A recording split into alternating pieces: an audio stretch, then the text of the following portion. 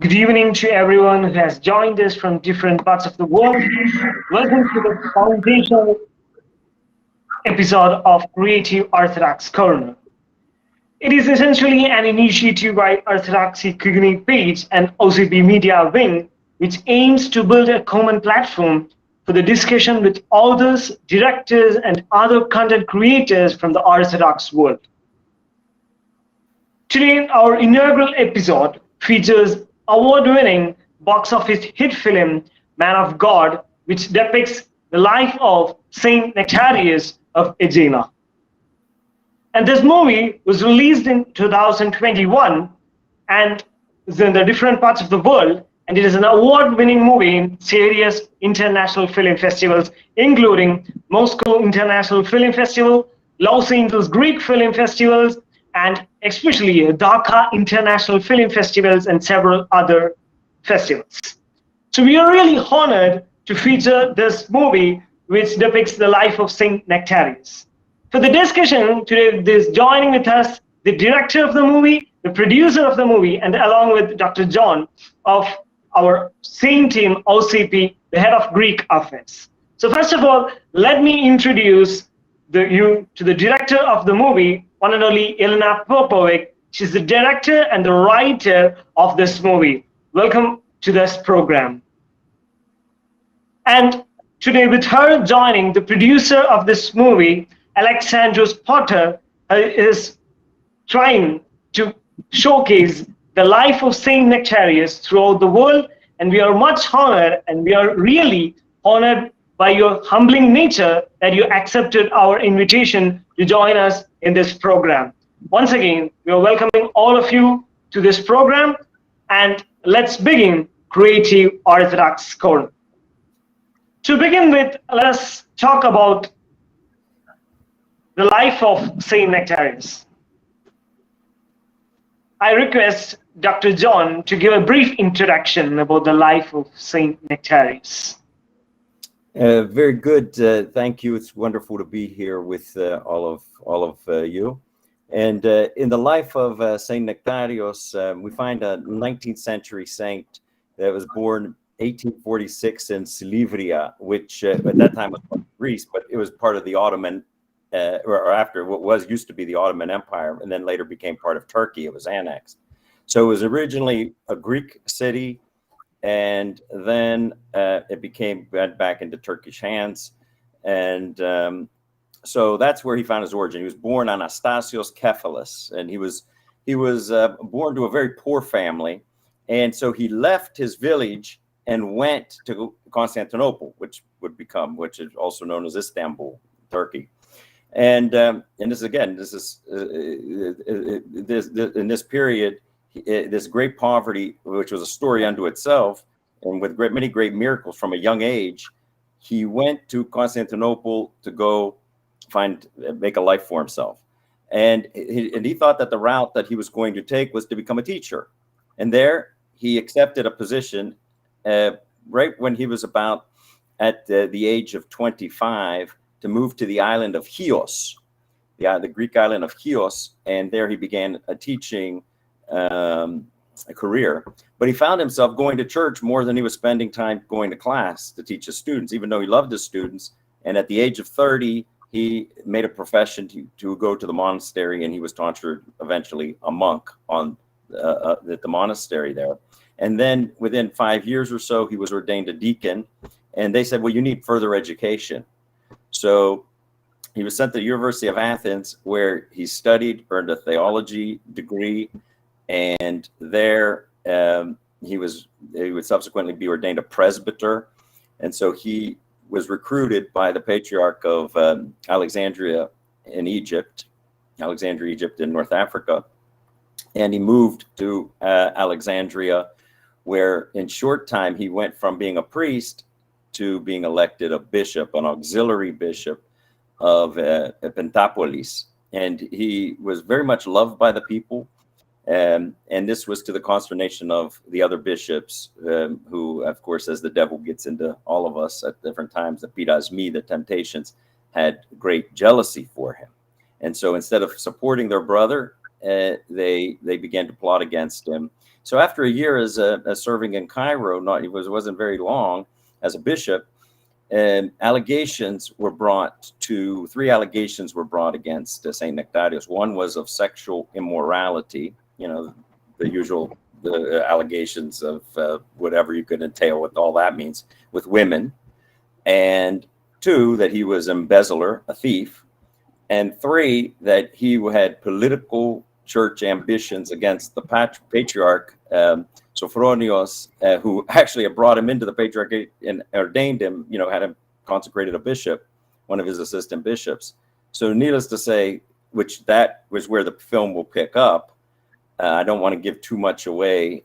That is the history of Saint Nektarios. But I will say, amidst all of that, he leaves Alexandria with this great cloud over his head, against with the issues of sexual immorality and of stealing, and that he never really shook it the rest of his life in contemporary world. It's only in spite of people seeing who knew him and were impacted by being around him and his influence on them that they really saw the saint that was within. So I don't want to say too much about the rest of it, because that's what the film picks up and takes up, but that's who this is. And he died in 1920. So you could see he's very much a contemporary figure. He wrote many books too. I mean, that's the thing that people forget. We call him a wonder worker, but he was also very much a scholar, very much a theologian in the real sense of being a man of prayer, a man of reflection. And anyway, I think what I will say about this, from where I left off and where the film picks up, it is time in Egypt, because you almost can make a prequel, Yelena, to his life before that, which would be a standalone movie unto itself, let alone what he went through after Egypt, or in Egypt. But I think in theology, a lot of times we get lost in abstractions, and we don't have a way of marketing, if you will, or reaching people aside from our own small spheres, whether it's in academia or from the pulpit or from wherever. And I think what Yelena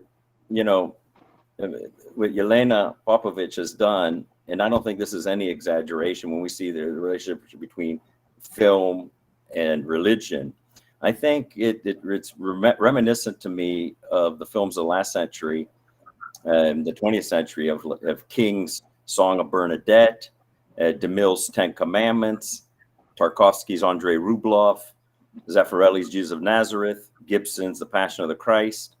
I think Popovic's Man of God is going to be there on that level, remembered, not just in a few days when it's released here in the United States, which is significant in of itself. This is the first time an Orthodox Christian movie has gone into spent 1 minute in the mainstream theaters. And it's going to be shown in theaters, over 800 theaters, which, and Alex can talk more about the distribution, but that's more than there are Greek Orthodox churches in America. There are 550 of them, by the way, in America.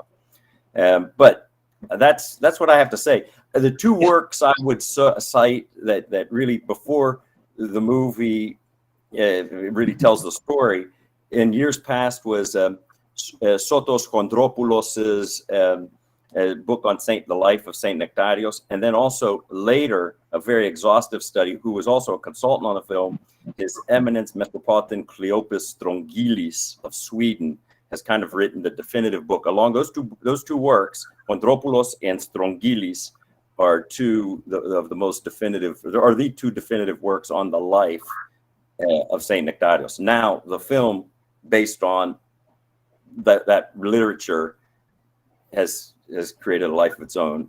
So not only do we see pictures, like photographs of Saint Nektarios, which we didn't, besides the idealized iconography, the two-dimensional Byzantine iconography that we have, but also now we see him come to life on the screen through the motions and emotions and machinations of the lead actor Aris Servetelis. So that's what I would say as to the life, the legend, and where this fits in from a religious perspective in film. Thank you, John. So now let's move to the director of the movie, Yelena Popovic. So the first question that we would like to ask, not regarding the particular movie Man of God, but about your career and about your life. So childhood opted to be a film director, and about the migration that you made to America. All this, all throughout the life, what made you to be a film director? Why you opted the field of film?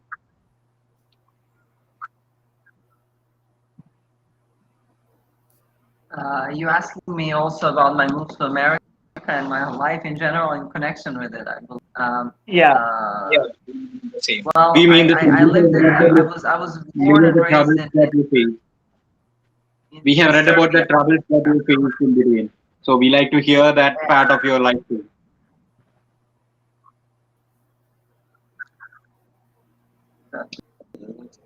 Okay. Well, I was born and raised in Serbia, in Belgrade, and I left when I was 16 and a half, 17, when at the time it was Yugoslavia, not Serbia. It was at the time that this beautiful country was broken apart into 5 countries, and there was a terrible war. That was starting in 1993, 94. I have to share something because this is somewhat of a spiritual statement, and I think it's connected to the film. I've always, as a little girl, even up in a church environment, my parents did not go to church. They're Orthodox Christians, but they were in Yugoslavia. Church was something that people were embarrassed from in general, and I wasn't even baptized according to my parents. Maybe if somebody did when I was younger, that happened very often. That grandparents would do it hiding, but I was told that I so but I always did have faith in God, and I felt the presence of the Father since I was young. I can't explain this. I don't remember. I don't think anybody ever spoke about it. I can only remember that when people would mention that, my heart would connect to it, instead of be able to, it was something that interested me. But it was maybe because childhood, in one way, it was very positive. In some ways, there were moments when it was very difficult, especially. So I remember the one they are telling me who and where to go, and I think that's right. With who loves the soul and protects the soul. So Serbia, St. Mark, in Belgrade, I was 16, and I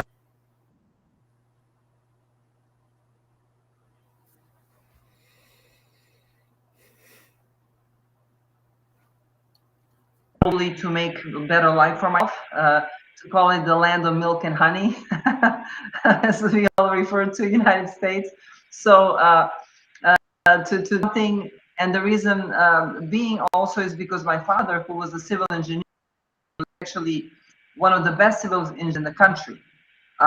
He was somebody who was prosecuted. He was somebody who, because he did not want to become he was initially on a very good position. He would do very well for himself in this world.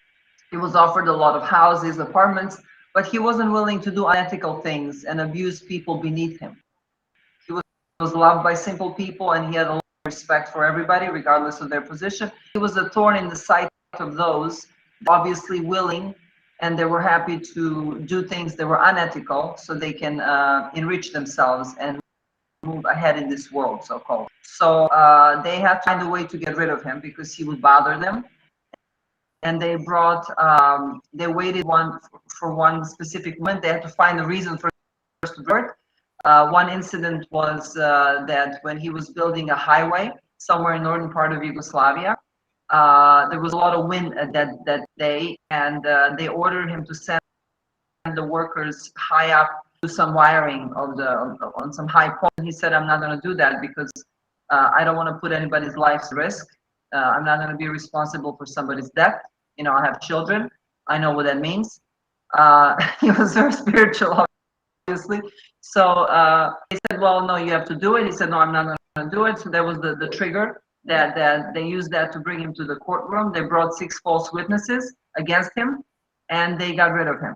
He ended up, ever since then, he never held any high position. He was working at a small factory, having a very salary, like a smaller salary than my mother, who was just a teacher. Imagine that. But he was very happy. He was criticized for his decisions. He was, I remember that very clearly, very distinctly, that a lot of people would say, well, you know, he could have done much better for himself. But he would say to me always, I'm happy I can sleep at night. That's all I care about. And I know that my children, because of what I did, will never have an accident. They will be blessed and they will have a good life. This is what my father said. So I had a huge respect for him. And probably one of the reasons was that I left thinking, I remember that he had a chance to go to Canada at one point, but he decided to stay in Serbia. And if he would have gone to Canada with all the knowledge that he had an entirely different life. So maybe somewhere in the mind, I wanted to go and do something and help my family and myself to make a better life. So this is how it started. And the faith has always, as I mentioned, played a big part in my life. I wasn't aware about who Jesus Christ was. I did not know who Holy Virgin Mary was. I had my journey of faith. My life wasn't easy. I would always, again, stick to the prayer. I know what it means to pray when you have nothing, and know that tomorrow it's going to be a better day. I know I've experienced the moments of grace, and specifically in those moments, and I put that in a movie, in that room when he prays. I know what that room looks like. I was in New York City when I was praying like that, and that's why when I directed that scene, I got everybody out, and I filmed for 15 minutes. I relived the whole thing. It's because seen in a movie where he prays when he's destitute. So what I'm saying, I understand this project on a very personal level. I knew what it means to actually just from nothing. You don't know what tomorrow brings. Somehow you're going to be all right. And this is very much the life of saint. That's a parallel that I've experienced in my life. I'm not a saint. I wasn't having the life of a saint, but I'm talking about the faith right now. So fast forward, I got baptized at the age of 21 when I was. I found out about. I read the Bible when I was in the United States. I fell in love with our Lord Christ. I would even preach about it. I didn't. I went to the Orthodox Church yet, so I got baptized at the age of 21. And on 25, my son Michael did take my first confession and the communion. And this is when I've experienced something remarkable. Actually, I took a communion. I had experienced that I was at the same time. And I remember somebody who never, I didn't even have to wine until I was 24. I today, I just drink. And it's a funny thing, I told my friend that I there's something better. Said, oh, I had them drunk. I said, no, I'm not drunk. Something else has happened to me. The presence of grace is so strong. And from that point on, I entered the spiritual battle, the life of the church. And so I read, I had a very steady life in the church. It was a battle. I wasn't living in the church at a young age, but with the help of my Lord, who I love, and all the saints, I was able to all those difficulties that I had. And finally, in 2012, actually my father passes away in 2011. Now, in the United States, I cannot go to because I don't have my citizenship sorted out yet. If I leave the country, I won't be able to come back in. So I couldn't go to the, but I would go and see him when I was a year later, the year memorial. So that is to be able to I'm sorry, I just got confused. I was definitely to and it. I was able. I looked at Nektarios, and I decided to buy it because I was going to all the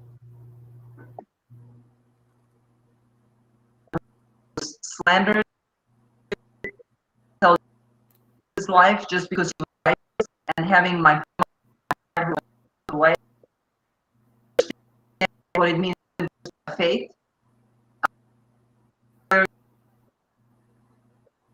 It was written kind of, and this is why I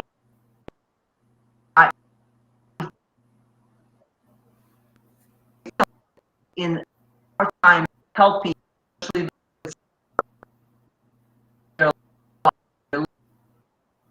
love everybody, but some.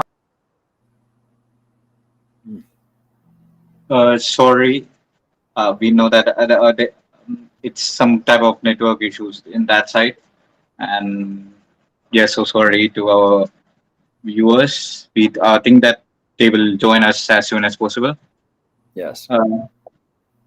Dr. John, from the life of Yelena, and when I heard about the life of, just a second, I think they are back.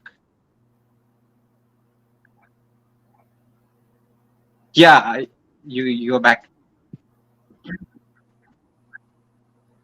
So as I said, this was the last thing I said. So that personal understanding is what made me go for it and give it a shot and see if it's God's will to make this happen.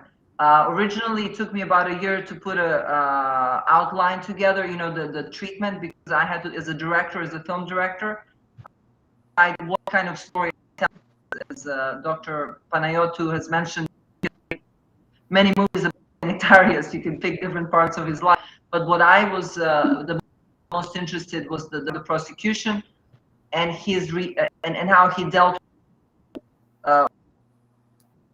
If I felt if I can tackle that, I could. The spiritual part of his forgiveness and love and prayer would come out, and it could blind those who are watching the film. It's something that is very relevant nowadays. You know, the film has a very specific theme, and I was very aware of that when I wrote it. Basically the lust for power and money is something that corrupts our soul. We know as Orthodox Christians we cannot serve God and mammon at the same time. That's the problem of the humanity. That's why we suffer. The humanity suffers because of that more than anything else. That's something that we can all agree on, I think.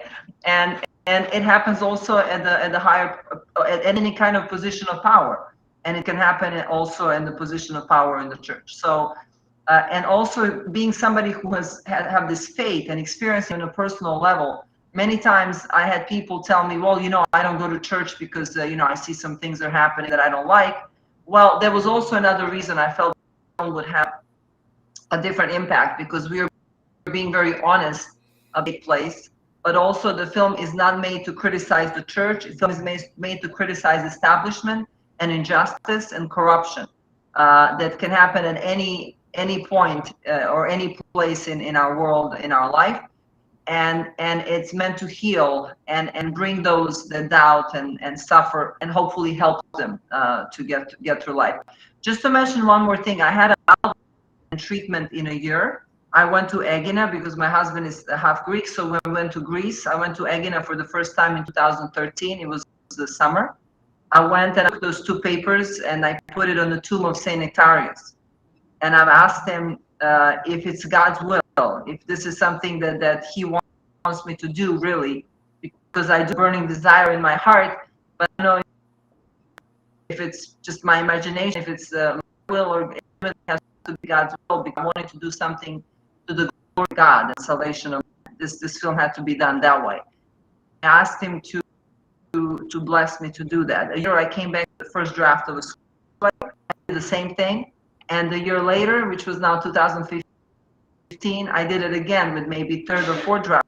So what happened then, I had to get a blessing from somebody. So I went to the Greek Orthodox monastery in Arizona, and I asked Elder Paisius and Elder Ephraim I told them that I was going to I would like to make a film about Saint Nektarios, and if they give me a blessing to make a movie. And they said our blessing. It's a wonderful idea. Just if one thing we ask you, if you can choose an actor for the main role, just for that at least lead, for whoever is going to play Saint Nektarios, to be a man of faith. And I said, okay, I think that's fair enough. And they said, if it's God's will, it's going to happen.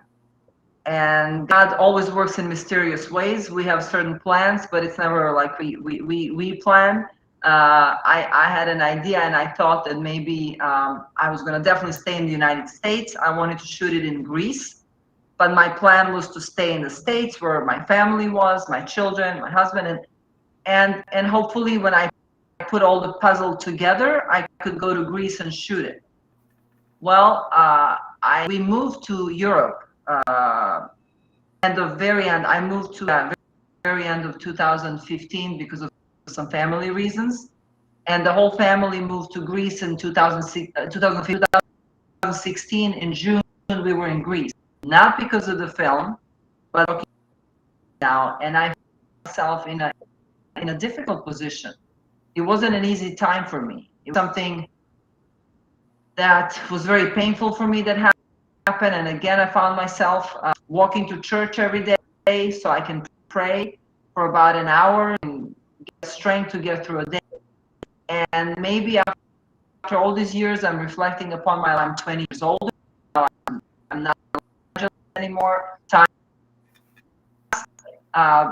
that, you know, a lot of people around me would think, well, you know, but this is pretty much over. So what happens, because I'm a fighter, I don't give up. I still, the reason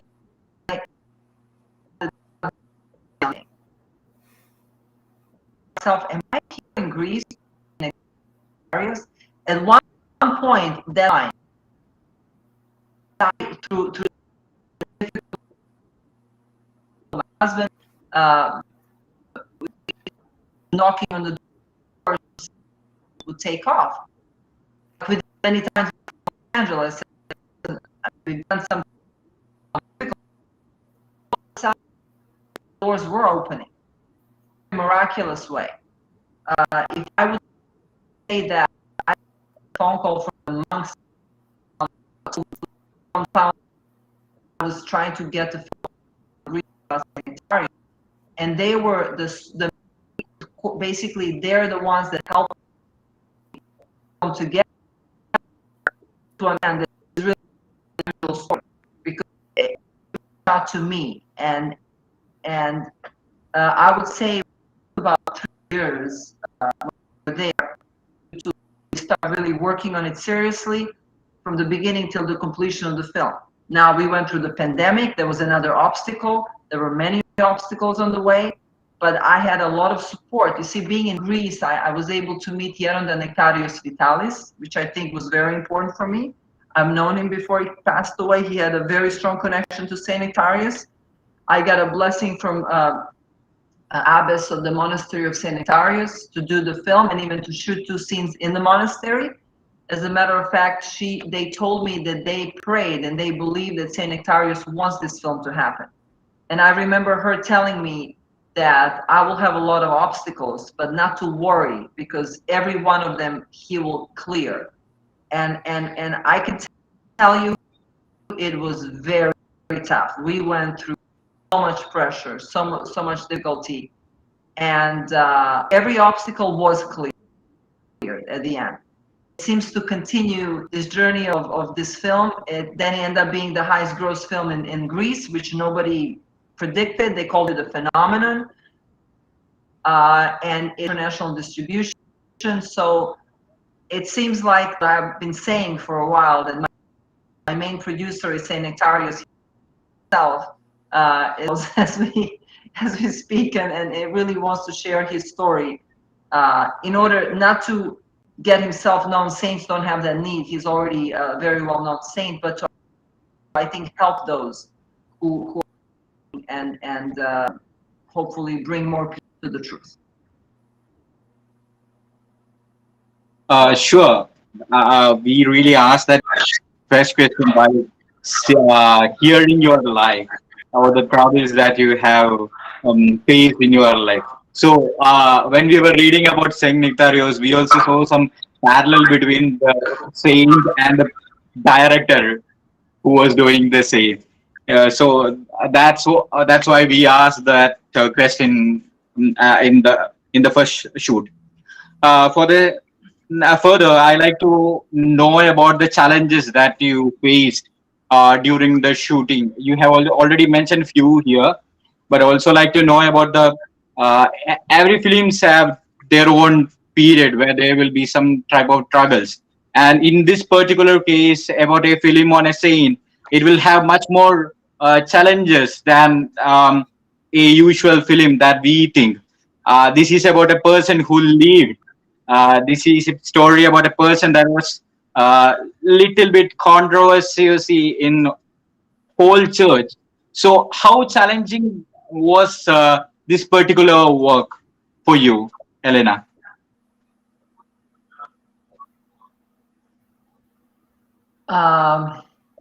You see, to write it, to direct it, it was a pleasure, right? But to get it off the ground and to get people to believe in it, it wasn't easy because of all the things that you have mentioned. People tend to think, and I don't know, because you see, there are two types of films that usually people make when it comes to faith. At least in the last, I don't know how many years I've lived in Los Angeles, 18 or 20. So they either make a lot of faith-based films. I'm not talking about now the films that Dr. John mentioned. I'm talking about mostly the films that are just made very quick of them, and they're geared only towards audience that has faith. And those films usually are not done, especially here in the West. They're not. They don't really have too much heart, you know, and they're a little bit of a caricature, and they're done more as a propaganda. I didn't want to do that. Then there is another thing, another kinds of films that can do very, I mean, when I say do well, they're very well critically acclaimed, very fast, they get recognition, is those kind of films that picking only the negative things that happen in the church, and the goal is to tell people never to go to church and to stay away from it, and it's a terrible thing that can happen to them here in the West. So those were two extremes that usually happen. So I wanted to make a good movie, human movie, about this saint, because I believe the story is universal and it would appeal to a lot of different people, regardless of their ethnic background or religious belief. So my goal was to make it as human, as honest as possible, because that's the only way you can make a good film. I wanted to make a good film that can stand on its own. That was my own thing. So now, of course, I think, and that's my opinion, and I've taught many years, and my husband can testify to this because I've mentioned it many times, that as time was passing by, as I thought that the films that they give people hope will be the films of the future. I've said that 10 years ago, I said that 15 years ago, I said that yes, there are always going to be the genres of the movies. Unfortunately, the times that we are entering and the world that we live in, people need hope and people need God, you know, more than they are aware of, and I think they're more open to it because there is so much confusion and so suffering and everything is, I mean, the truth is nowhere to be. If you turn on the television, the last thing you're going to hear is truth about anything. I mean, and I don't care which part of the world we live in. So, and without truth, without our heart, we cannot even be alive. We cannot get through this life or have a meaning in life. So I felt that these kind of films are actually the films that would have a commercial success. And that's something that I thought, it's just my intuition. Now, everybody else, most people were just laugh about it. It was the same thing was in Greece. They when I was making, even though it's a Greek Orthodox saint, and you would think he's very popular in Greece, the comment about it was that only few grandchildren will see. Not true. It was grossing film of the year. My were young people, and going multiple of times. They said the last time phenomenon was a Titanic was shot. So it looks like the film has a quality to capture people. Another difficulty that we have encountered, of course, in independent filmmaking, it's always difficult to get films off the ground. Anybody in the movie industry knows that. There is shortage of this, shortage of that. It could be financial, it could be many things. There are always some kind of obstacles. We had all those kind of obstacles, but also what happened for me personally, what was the hardest, was that my health has deteriorated under so much pressure, and it was hard in the sense to film every day in like very high heat and 12-hour day shoot, where I had problems with my heart, with my arrhythmias, and I literally had to hold ice on my chest many times and just pray that that day will be finished. I think that God really watched my back here, because after 5 weeks, we stopped for 2 months because of because of a COVID, because of made a break to bring actors from overseas. I think I was just at that point where I think it was another week I wouldn't have been able to do it, and that was just those 5 weeks have gone by, and then there was a break of 2 months, and there were the last 2 weeks which were, I think, a little bit easier, and we were able to finish it. So I at least was able to give my all, and I had a fantastic time working with everybody, all the actors, all the crew members, all the other actors that were, the set designer, costume designer. I was very lucky to have worked with very talented people, and I can say, if not every one of them, but almost everyone was really believing in this project, and believing, also putting faith in me as a director, and I had a fantastic support. So even though there was very difficult, the help of number one, St. Nektarios, and all the people around, and their support and talent, we were able to do this. I'm grateful for it. Yeah.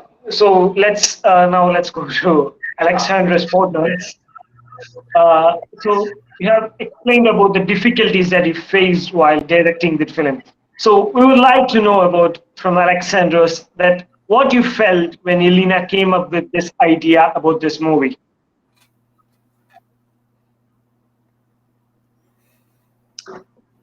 It's a good question. Yelena had written a few other projects. We actually had worked on a previous project which she had written and she directed, and we've been a team, I'd say, from the beginning, and so when she came up, when she mentioned that she had an idea, and she had read about Saint Nektarios, and she felt that this is something that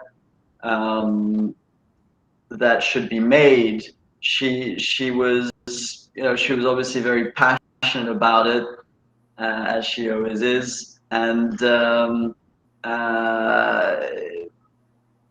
thought, okay, it's difficult to make films, but let alone making a film about a saint and about a Greek Orthodox saint. I've been in the business for several years, and specifically in film financing and distribution and sales. So I understand the business quite well, and it's not a project that would seem commercially from a financier's point of view, but I trust her, and I know that there's always a way. I think there's always a way.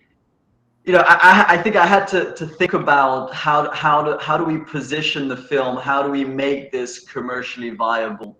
And so that's where the producing comes into play, and sort of how does it get structured in a way where it can have distribution, and it can be seen around the world. So yeah, I think to answer your question, my initial thought was, okay, this is going to be a challenge, but let's go for it. Yeah, that's nice to hear. But because these type of films having much more low viewership. I mean, if it happens in this part of the world, yeah, surely it will have low type of viewership. But we are much excited to see that this film is getting much more open-hearted responses throughout the world, and much happy to see that. My next question is to Yelena. I think what I would like to just add, and I think it's important, and I bring an important point here, and it's not, and this I've learned along the way, and maybe it's sort of part of my journey, personal journey as well, but through this film, I've seen and that really, as you say, we're not talking about a monetary sort of return necessarily, but actually really more of a spiritual return, really for people, right? And so I think this is what I've seen, is that film is actually helping people in their everyday lives, and so there's something rewarding and more rewarding to know that the film actually helping people. So I think that's a success in itself.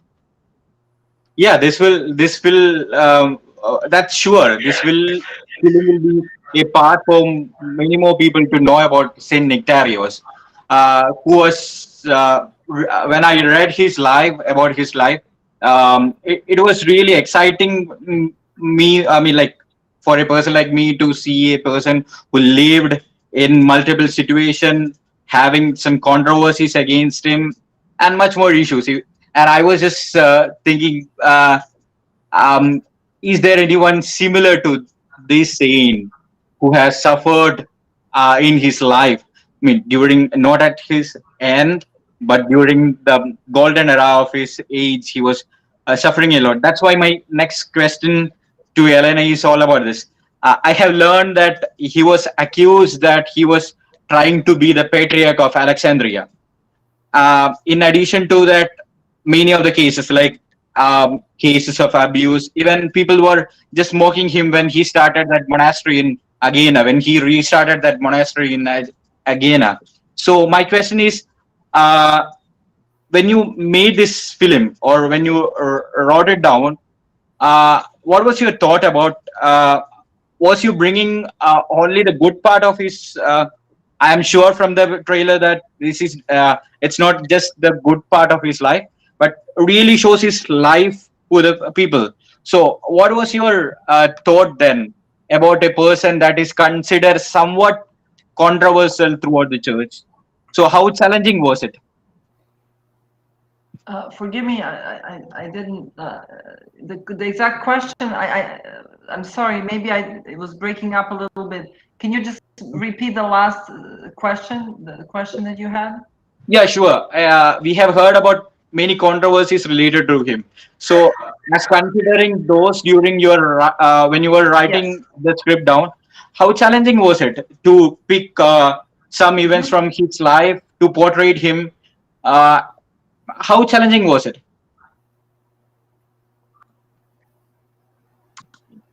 for myself. How did I make a decision to choose and what I chose? Well, Yeah, I thought that the reason I picked to tell that story, as mentioned, from the time he was exiled until the end, because it supported the premise of what I was trying to say in this story. The challenging part, when you live a life of, when you personally living a life trying to have faith, not try, I have faith, but being somebody who has faith, and when you experience hatred and animosity just because you're good and you have faith, then and when hated just because you have faith, then you understand what that means. So challenging it was because I had to put myself in it. And at one point, I even asked him, "I know where you want me to go. You want me to use my experience to kind of so I can make this very personal, so those that would listen and that would hear understand what this was all about, what you had to go through actually, because I have to understand it, but to others understand it. I know what I had to do. I had to open my heart and also present myself as a sacrifice in this film to make it so personal. So that there was a challenge, but it was also, there was something for me, and I must say that, and this is, I don't know if this is good or bad. I don't know what this is, but I'm a fighter.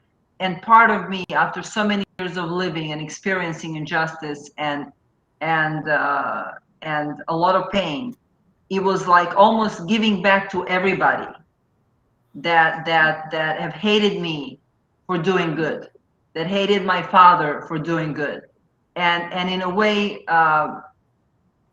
like a Christ, and also bringing his life and making it known to everybody.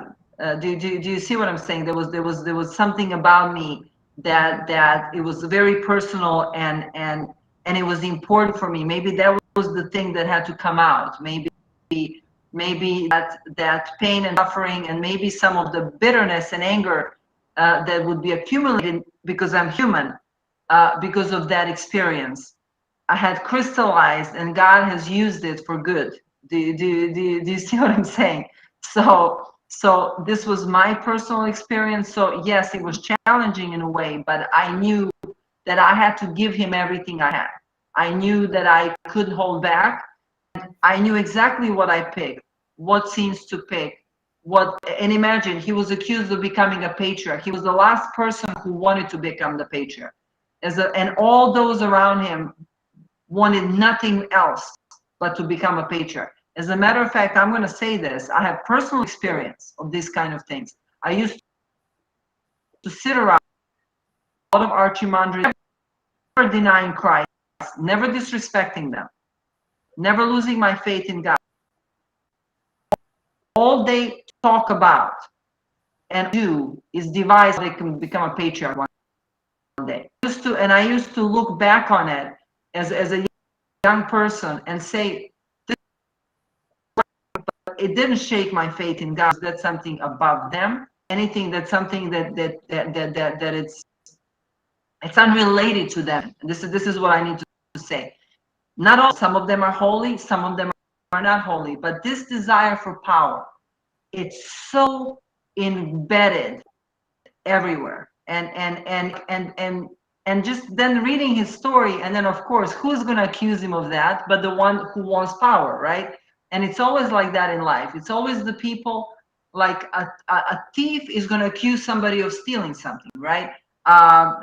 Because that's how it goes. A liar is going to accuse somebody of lying, you know. So who were those people around him that were so jealous and unethical because they had their own? And the way I'm talking, forgive me, I don't. For me, where I come from, I have respect for people. I have the same respect for a bum on the street and somebody. I don't make a difference. This is what my father taught me, and I don't care. Maybe some people will be rubbed the wrong way about this, but I don't care what you wear, whether it's a frock or a rag or a golden dress. What I got is what's in your heart, you know. And this is what actually God cares about. Me, I'm nobody, but you know what I'm saying. So this is what this hypocrisy that this whole world, which according to the Bible, when we read it, it says the whole world lies in. I mean, when you look at these three temptations that he had at the beginning, what were those? What is this that the devil presented him with?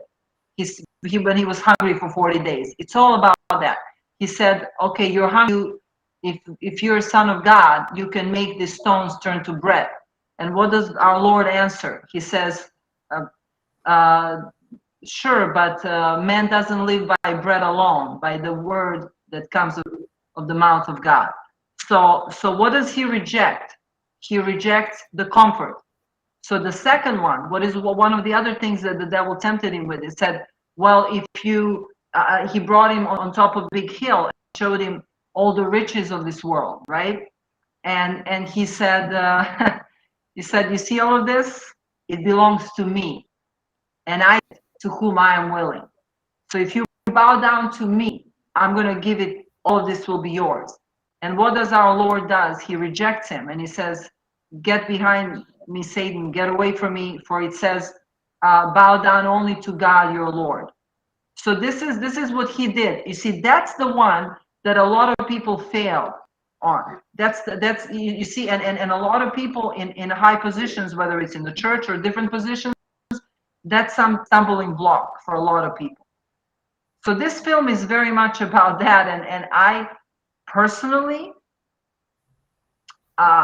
enjoy showing that and putting it out there, because I know how much suffering it has caused in the world. I'm not talking about the church right now, just in general, in politics, in everywhere we go, you know. So it's this stumbling block, and in the church, people have responsibility to learn from Saint Nektarios, because what's happening in the church, the flock is leaving the church if they see people preaching one thing and acting the other way. And this is why when our Lord Jesus Christ, he's upset, we're hurting him, he's crying. He wants his people to come and be saved. And sometimes if we read Matthew 23, we all know what it says in there. It wasn't said only back then. It's referred to us today as well, because his word is timeless. It's that we need good examples. We need examples like Saint Nektarios. And I met a lot of people in the church, and I'm here to tell people, yes, there are some examples. They're not good, but they're not predominant. They're not everything. And because of those kind of examples, a lot of good priests and a lot of good ones get a bad rap. And it's very hard nowadays to be a priest and be a cleric because of a lot of that have happened. And so that's why this film is also made. I know it's kind of contradictory, but it's true, and I can testify to this, because a lot of people that had no faith and they did not want to go to church, after watching this film, they decided to go.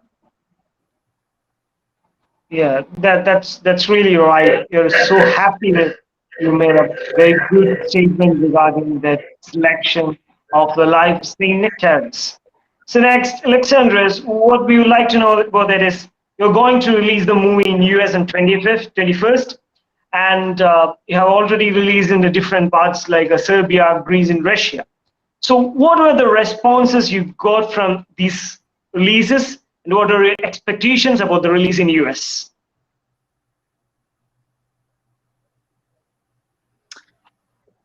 Thank you for the question. The film comes out now March 21st and March 28th as a 2-night only event, but it comes out on 800 screens across the whole US, so in 46 states, 175 cities.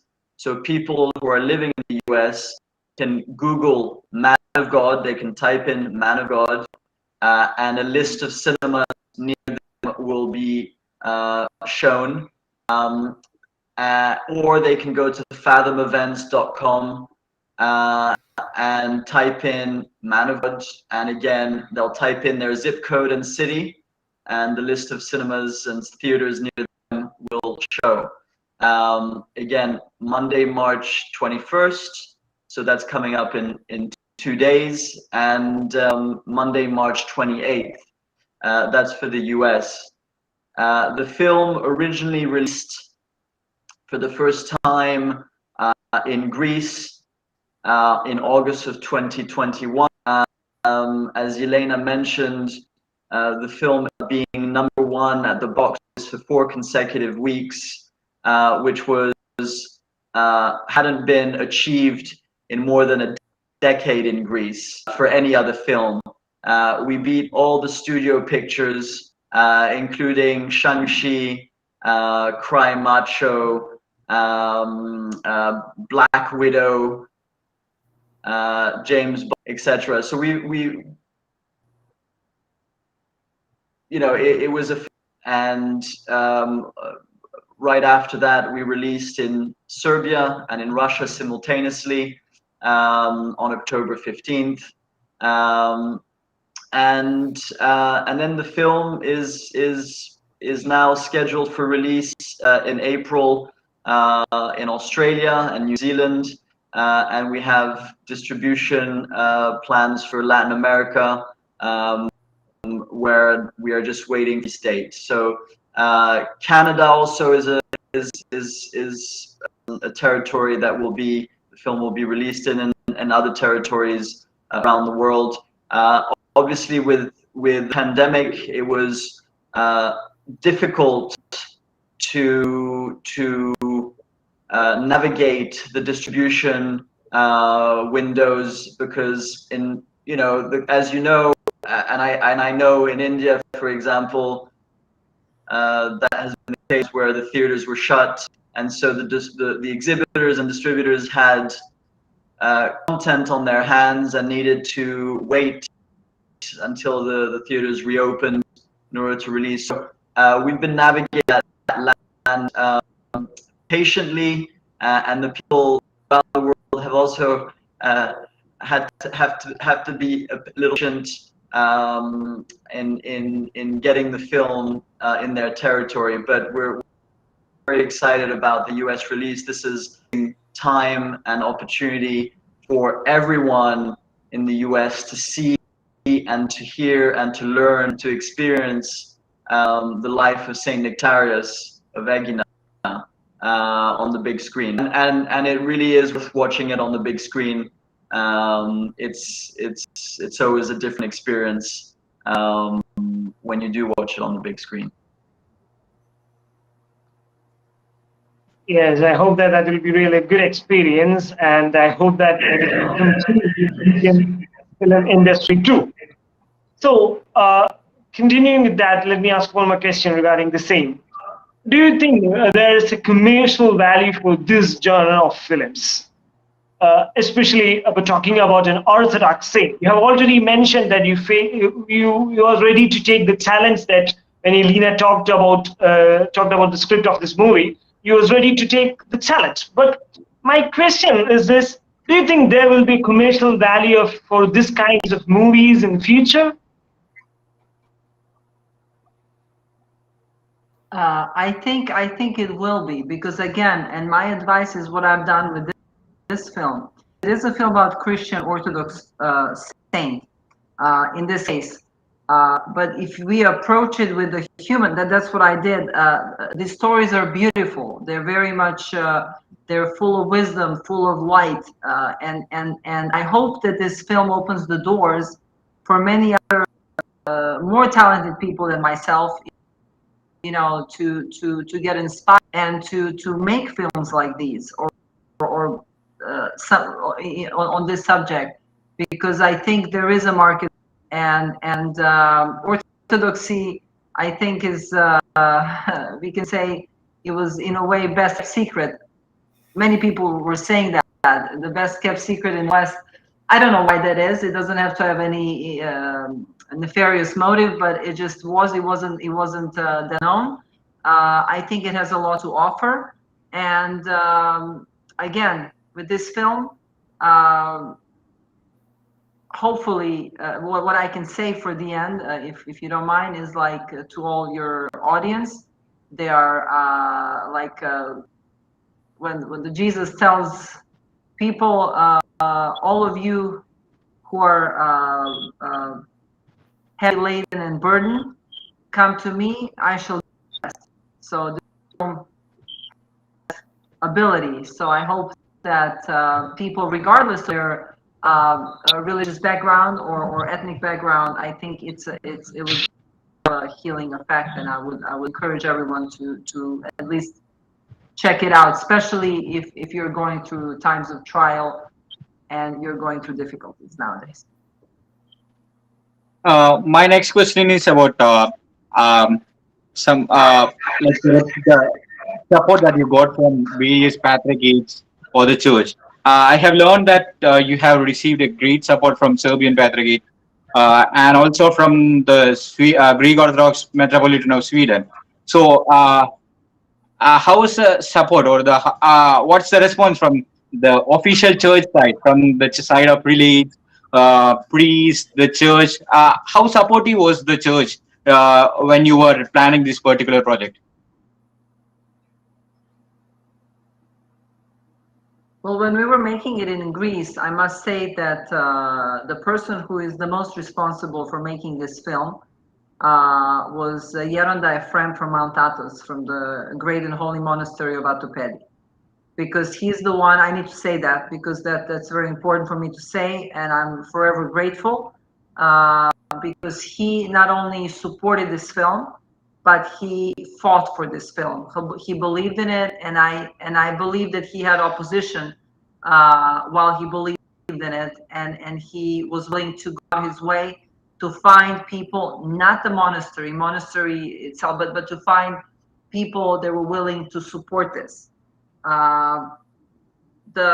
The actual synod or the church or the state. Now, I don't want to just separate church and the state.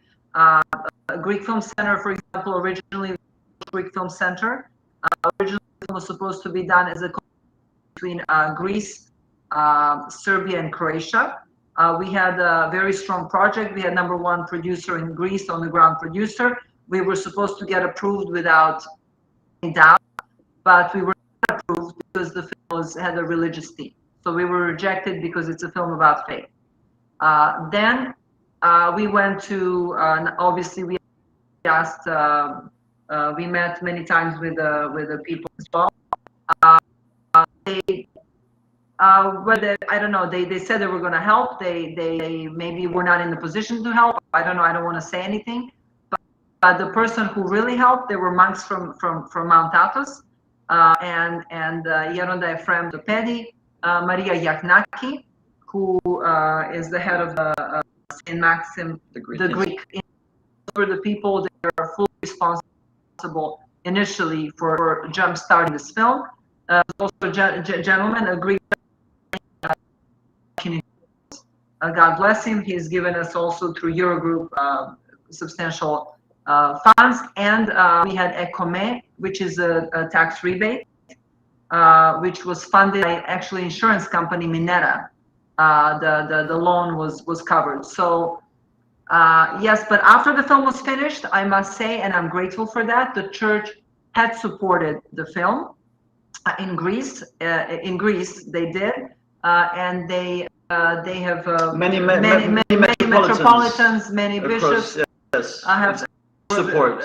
We had a huge support after that, and we're very grateful for that.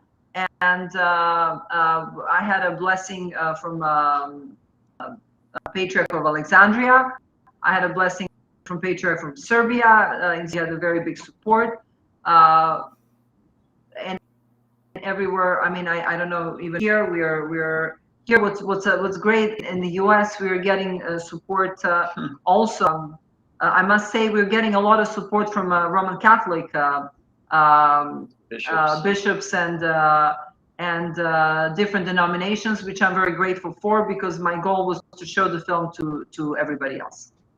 And also the bishop in Australia. So the bishop in Australia is supporting. It's going to come out in April. And the bishop elect in Atlanta has been very, very supportive, thanks to Dr. John Panayotou and his wife Karina. I mean, John elaborate on this. He he's seen what how much support we are getting. So there are people that obviously support it. There are people that maybe we feel they should support it, but for some reason they're not. But again, there were people that should have supported Saint Nektarios and they didn't. So there is a reason for everything. Ultimately, if it's God's will, as Yelena friend for Arizona said, it's going to happen. So amen to that. But it's for the people. The film is made for people. So I'm the happiest when people go see the film and they enjoy it.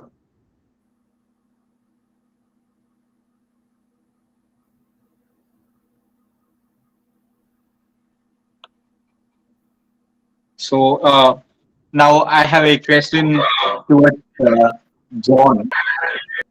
I think Abel, can you put down that question? Yeah, yes, definitely. Okay. John, the question is, we have seen that these kinds of movies are getting more popularity among all people. So there are thousands of saints in Orthodox Church who are unknown to many people.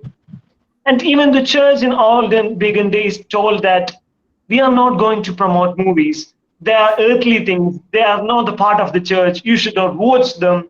But today, to showcase the life of these saints, we can use movies. So what do you think the theological aspects of these kinds of things and the movies and the life of saints, how they are interrelated and how we can use movies and other contents to showcase the lives of Orthodox saints?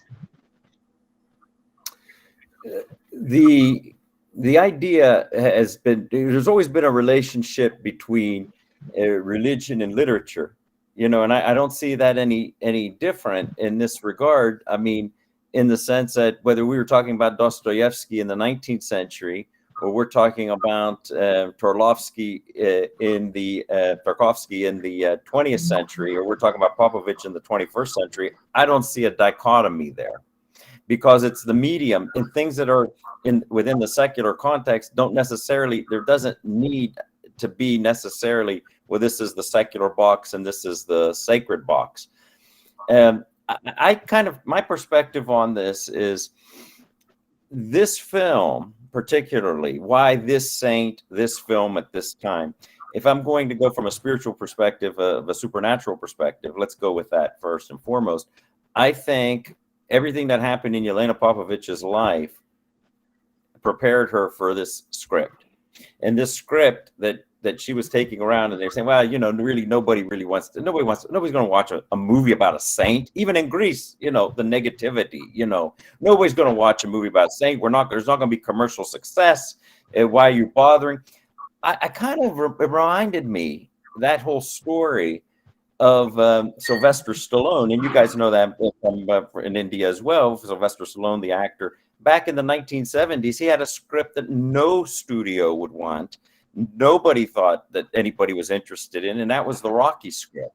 I mean, he was rejected, I believe, like 25 places, studios, before somebody said, well, I'm going to give you the financing, and we're not going to do it without a big, and again, Yelena and Alex can speak to this because this is their industry. But that story of how he got the Rocky movie made, even though it was a secular movie, it's interesting. The first scene of the Rocky movie, it's in a renovated church, and they're having a boxing match. And if you see the cinematography, there's a mural of Jesus holding the Roman Catholic Eucharist there. But anyway, if you ever watch the film, you'll see that. But that's in the original Rocky. I find the same thing here. Yelena Popovic had this script, had this vision, this story in her heart, that once she connected in 2012 with this story of Saint Nektarios, that she took this script and worked on it. And as an independent film, without Hollywood or Bollywood, if I may use the Indian context, behind her, I mean, I think this is beyond Yelena Popovic. She was the vessel. She was the glove. Why Saint Nektarios? Because he was used by God. I mean, you know, everything that, when you read the writings of Saint Nektarios, many of them are in English, some still yet to be translated or published into English. he's always talking about Jesus Christ. He says, my life points back to Jesus Christ. Now, in this case, we're talking about Saint Nektarios. But ultimately, we're talking about Jesus Christ. I remember a former, or my late dogmatics theology professor, late Father Tom Hopko. I remember him telling us, somebody had asked him a question, and this is something he'd say time and time again, so it was kind of drilled into me. Somebody said, well, what does the church need today to be relevant? Relevant. It was all about relevance, and 30 some years ago. And I think today we haven't matured any. It's still about, let's be relevant. When really we need to be transcendent. That's supernatural. And that's what we see in the life of Saint Nektarios. He would say, we don't need buildings. We don't need big budgets, and we don't need more bodies, so to speak, just to fill these buildings. What we need, the church now more than ever needs examples. We need to be made, each of us strive by God's grace and want it to become saints. We need more saints. That's exactly what this movie is about. It brings hope. It's inspirational. You can go in there with no religion at all. You can be a lukewarm Orthodox. You can be very engaged in another faith. But this film brings hope. It brings hope. And I think that is the biggest message. And I don't see, people would say, well, it's the cinema, and they kind of look down at it, that there isn't a spiritual aspect to it. But I think the cinema, we need these types of movies more than ever, things that are edifying. St. Basil the Great writes that the church is a spiritual hospital. Well, Nektarios lived that out. He believed that. And I think, these are all therapeutics. We're living in this age of what that means. I think the other aspect too is Saint Nektarios. I mean, he didn't have the support of any bishops, or at least not for long. So his colleagues and priests would shun him, and even to the date of his death, he was on the blacklist, if you will. He was blackballed. Today we call it cancel culture. He was canceled. And how many people can relate to that? So disenfranchised that here he had a simple priest who later would be glorified as a saint by the name of Savas the New of Kalimnos, one of his best friends, or if not his best friend, presided his service. Not one bishop wanted to be associated, even in death, at that funeral of Saint Nektarios. So you look at all these things, yet it was the people, the Holy Spirit working in the people that knew him, whether it was the nuns of Aegina, whether it was his colleagues at the Rosario Seminary. And again, you can watch the movie and see all the trials and tribulations that Yelena illustrates beautifully, and you get the feeling of it. But it's in all of that I think the cinema definitely there's no dichotomy between theology, Orthodox theology especially, in the cinema. I think when cinema is properly done, as it was done here, and I believe it was done through Yelena's expertise, but she was a vessel, I really believe that, of the Holy Spirit and the intercession of Saint Nektarios to do this. Because this is even beyond Yelena Popovic, even though this film forever will be linked as Popovic's man of God. So I don't see a dichotomy. I know there are certain circles, maybe to extremes, that say the cinema's all bad, Christians should not go to the cinema.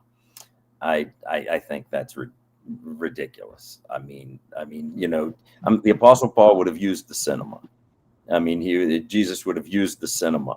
And there's a third aspect to this, and this is particular to the thing I think grieves, again, Christ in the Theotokos, his Holy Mother, as well, is the schisms that exist in the church today.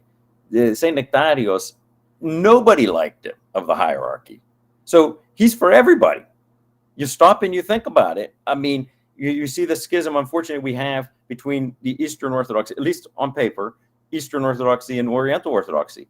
And you all are the largest media outlet for Coptic, Armenian, Indian, Malankara, Ethiopian, all of our brethren in the Orthodox, the Oriental Orthodox, and throughout the world, throughout America, throughout London, they know OCP the publications and the media outlet that you all have done and through, over the years. And I see this film, just the fact that we're on this platform today, this is going to increase the fame of Saint Nektarios amongst people that may not have known about him at all. But this is a saint that wanted unity. I will say this: Saint Nektarios, one of the big griefs that he had was the fact of that there was even a schism for the non-Chalcedonians between the Oriental and the Eastern Orthodox. He says we're one church. So I think it's only fitting. But you have to realize, separate apart from that, the fact that an independent film that's of an Orthodox saint, Greek Orthodox saint, is receiving such acclaim without a big Hollywood studio behind it and the machinery of that, it is phenomenal. That is the story of what's happening here in the United States, that it's happening like this. And those that don't support it in the institutional establishment, I think that's part of we can't worry about that. That Saint Nektarios, they didn't support him during his lifetime up until he took his last breath in this life. Why would we think that he would want a biopic about him now that would follow conventional means? I just see this as providential. I'll say one more thing, and I was thinking about this. I happened to be in Athens and at the Exiled, it is the Saint, not St. George Church, but that was the chapel where Saint Nektarios, when he was the director of the Exiled school, St. George's Chapel, that's all that remains of it because they moved to another part of Athens. But that is the actual site. Those were the actual steps that he would sit on in front, and the youth, the students would talk to him and whatnot. And he would serve liturgy there. And I was there when they sent an auxiliary bishop to that church to read the 1998 letter from Patriarch Petros, the late Patriarch Petros of Alexandria. And that was 78 years later. And I didn't know that letter was going to be read, but I just, again, providentially, here I am now talking about St. Nektarios with Yelena Popovic and Alex and you all. But the point is, 78 years later, the Patriarchate of Alexandria asked for the saint's forgiveness in this world. And, as he's in the next world, but 78 years after his death. So, a lot of times we don't go to church because of the bishops or the priests or the deacons. We go in spite of them and the other lay people. And that is what the message of this is, there's a line in there that Yelena had written that Kostas, his assistant, says to St. Nektarios and there he is at the monastery and he's getting very sick and everything. And again, saints do get sick, they get cancer and they die. And anyway, so why should we think we're an exception? And he says, if they had done to you or to me what they had done to you, I'd never go to church again. And, St. Nektarios says, you don't put trust in, people are going to disappoint you.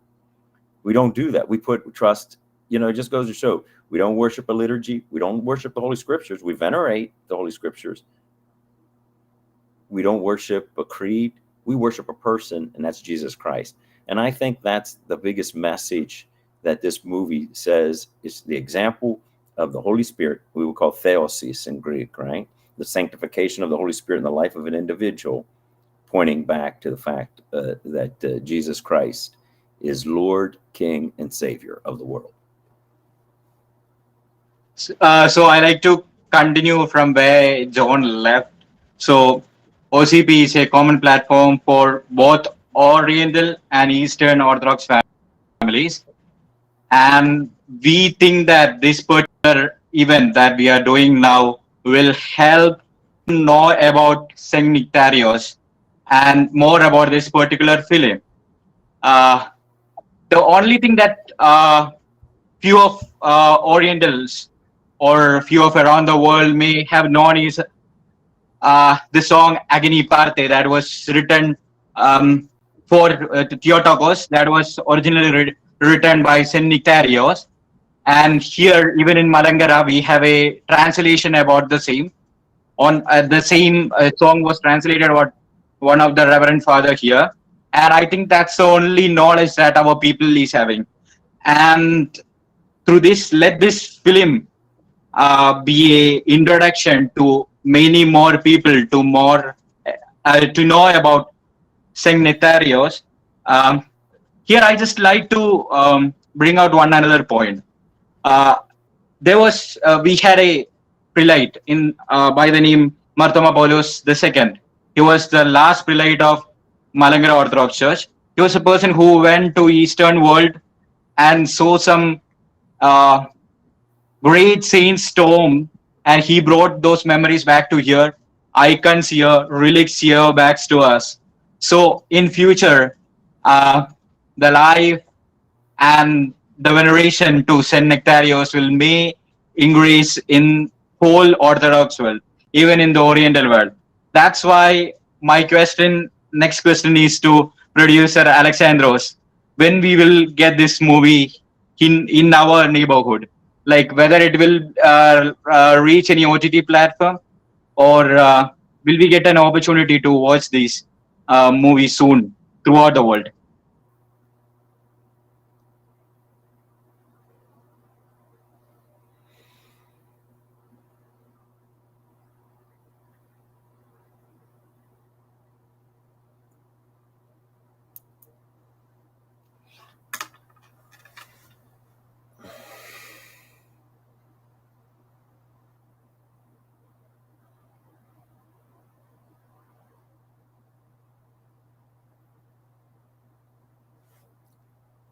Dr. John, was you able to hear me? I don't know. They froze up, but while they're recalibrating, maybe they'll log back in. I want to say something about Agni Parthena that you mentioned. A pure virgin. That was a poem that Saint Nektarios had written while he was a director of the school, the Exiled school, and ecclesiastical school. And there he, so the story goes that Theotokos had appeared, the Virgin Mary had appeared to him, and he dictated this poem. And then the melody was picked up by the monks of Simonopetra Monastery and set to music. And so that was the story of Agni Parthena. And even though it technically is not a liturgical hymn, you find it in many churches at least being sung as a communion hymn or at the end of Vespers at Vespers on Saturday nights or something. So that's the story of Agni Parthena. And I hope, is Alex back? Is he back? He is. Okay.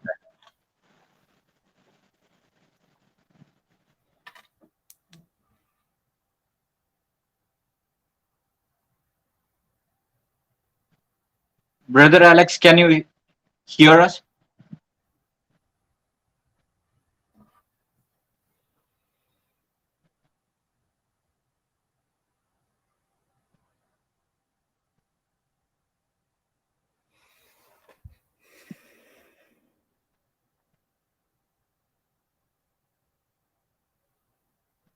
I think there is some type of network. I'm not able to hear him. Well, hopefully, I don't know because I can't hear him either, but I'm not speaking for him, but hopefully at least maybe in cinemas, there'll be a release date in India, but for sure, eventually, not too long, you'll have the capacity for digital downloads, where people can go to like the Hulu or YouTube or and buy the, or Amazon, Paramount Plus, and then have the digital download where people can either rent or a lot of times for a few more dollars, for $10 or whatever, American dollars, you can buy the video or buy the digital download and own the film as part of your video library. I think the life of this film is going to be beyond just its temporal time right now, even though it's great to see it on the big screen. I think the life of this film is yet to be explored on television. We're looking to possibly getting on American television, and then, but then but then you've got the digital aspect where people can buy the film and download it and have it as part of their digital video library. So I think it's going to be the impact of this film is going to be for several decades to come, and it's timeless, you know, and its appeal, because the story is timeless and universal in its appeal. Are they back yet? Yep, they are back, but I'm not can't see them. hear anything from that side. Yeah. As they reach back, we will directly go to the last part of this program. It has already been 1 hour and 30 minutes. It's Yes. a great time. We are really thankful for all of you for joining us, all our audience here live. And also, we are much thankful to director Yelena, producer Alexandros, and much more. We are much thankful for you, Dr. John. You are the person who arranged this for us as part of our common connection through OCP. I think they are still having network issues, and if it is okay, we can conclude our session by having a last word of comments from, if we can, last word or comment from Yelena and Alexandro, and from you, John. Yeah, They're back. They're back. No, They're back. They're back. They are back. There's Yelena and Alex. There they are. Perfect. Can I hear you? Can you hear us? We can't hear you. He's going to unmute, maybe. Hopefully that would solve it. There. Well, we can see you, but we can't hear you.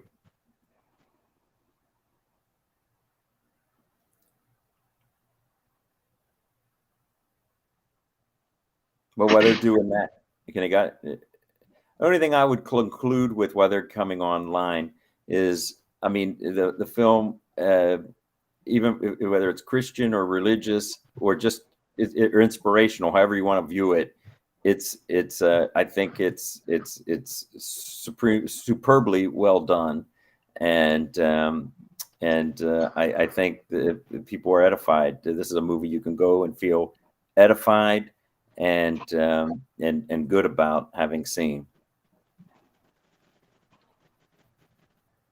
Oh, Yelena, ma'am, can you?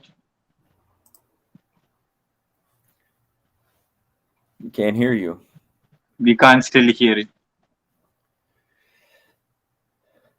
But Can you please check the audio settings? oh, they can hear us. Yeah, they So can hear us. but we can see them, but we cannot hear them. Okay.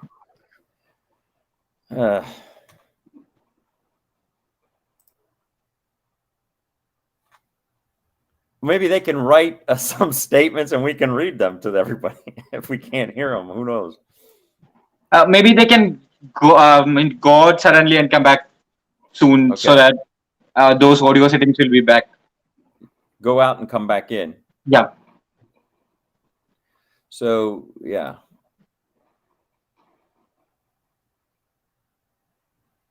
These type of technical errors are there. Technical error. They're in a place for whatever reason that the signal's not strong. But anyway, so. And we are much happy as these type of platforms help us to communicate and. Oh yes, yes. The amazing thing of technology. There they are. Still, we can't hear you. Can't hear them.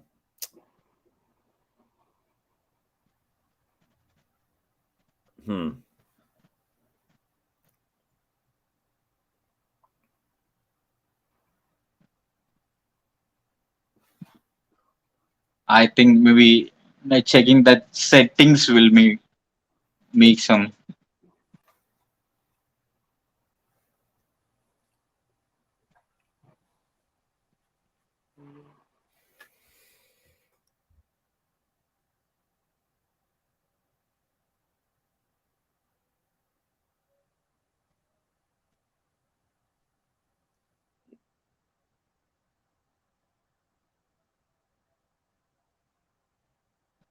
Well, they're working on that. When will this dawn? When enable? When will the what? Tell us about how can people that can see this interview? How can they could tell us about how they can access it? Where are you going to post it? Where can they find it? It's already streaming live on YouTube, and it will maybe we are planning to upload the same in Facebook and in our Twitter handle, and it will be available. If the audio clarity is all okay, we are planning to launch our podcast, so it will be also there. It will be also available there. So already, it would be the title would be under creative for the YouTube Creative Orthodox Corner featuring Man of God, right? yeah. Already we had around 50 viewers, and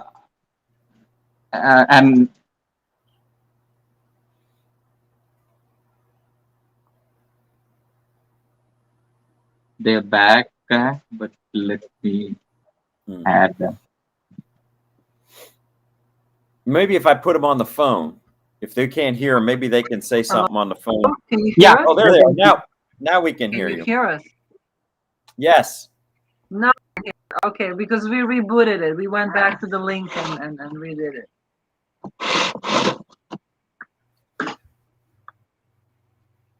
So we that last question was about whether we will get this movie in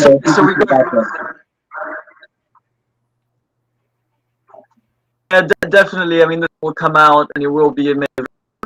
As I was saying, we were sort of concentrating efforts on the theatrical run, and the film will be available for ultimately everybody to see at some point. And I believe quite quickly, in the coming couple of months, it will be available for people to watch all around the world. Thank you. That's really great, as it will allow me to know about Saint Nektarios. So, as we conclude this particular show, we like to hear your response or comments about this particular show or our time with us, and a last word to all our viewers.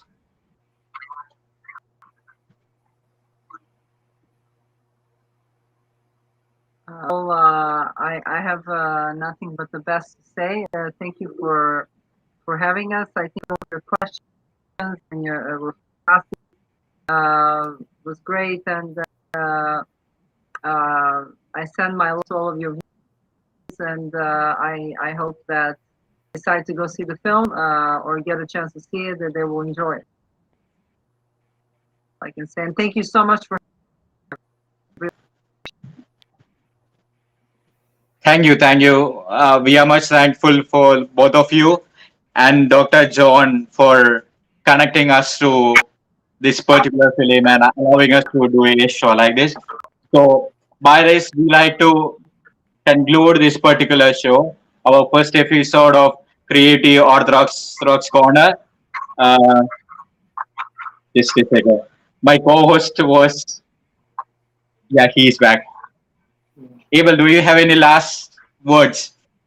No, I would like to add one thing. Last word is that I would like to welcome Yelena and Alexandros to the world of Oriental Orthodox too. So there are many saints in Oriental Orthodox too who are like Saint Nektarios, and especially about I would like to note about Saintly Alvarius Julius, who's a bishop of Malankara who came from a Roman Catholic background and came to an Orthodox church. So he too had a life like Saint Nektarios. So I think I invite you both into the Indian film industry to think about a film regarding Saintly Alvarius Julius, so that we can develop this field of Orthodox saints biographies and explore the life of saints and teach our faithful what is the real faith and what is the real orthodoxy.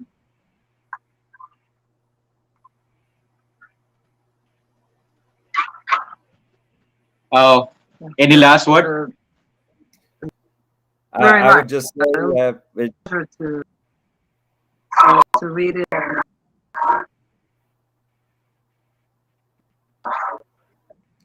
and I would just say, go see the film, whether it's in the theater, in the cinema, or digital download, or on TV, wherever you are, watch the film.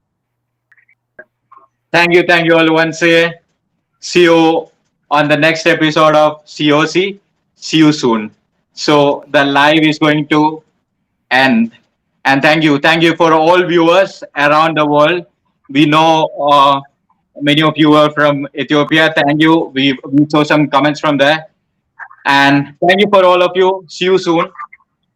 Stay tuned to Orthodoxy Cognate page.